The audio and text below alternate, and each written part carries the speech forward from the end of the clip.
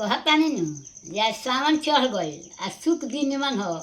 आज से लोग जल ढारते ढारते शंकर जी के ठंडा उखा दिलो ना।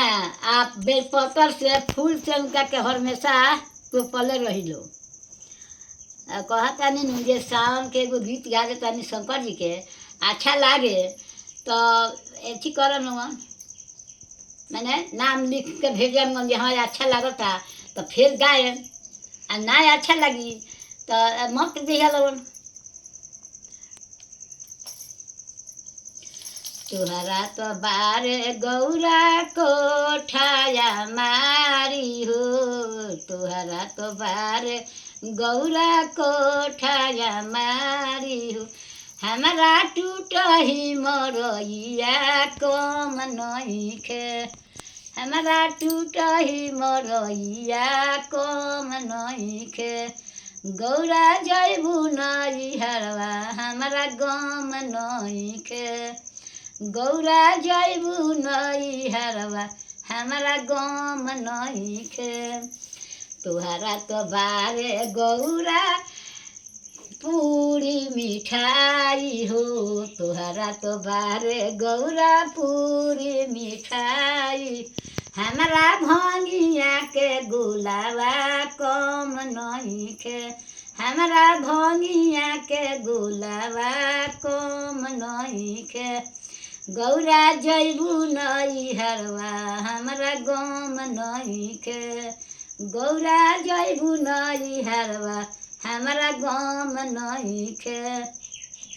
तुहरा तो बारे गौरा तो सकरा जाई हो। तुहरा तो बारे गौरा पलंग से चौकी हो। हमारा मिर्गा के छलावा कम नइखे। हमारा सिकी के चटइया कम नइखे। गौरा जइबू नैहरवा हमारा गम नइखे।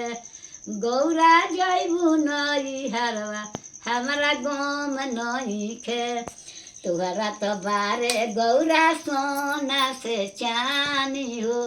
तुहरा तो बारे गौरा सोना से चानी।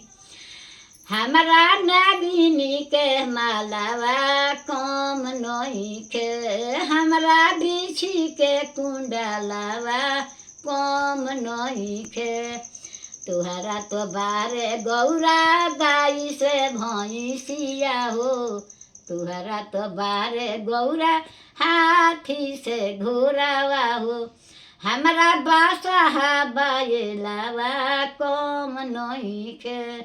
हमारा बासा बायलावा कम नइखे। गौरा जइबू नैहरवा हमारा गम नइखे। गौरा जइबू नैहरवा हमारा गम नइखे। चलता फिरता आदमी जो है वो जो है तो है पान को सैली मिल जाई भांग धतूर मिल जाई खा लिए भोग लगा लिए। तो गौरा के नैहर ठेकता रहे सावन में सब कोई सावन में मेहरान के घरे रखेला तो शंकर जी घर नैहर ठेकता रहे कतना और भंगी बारे।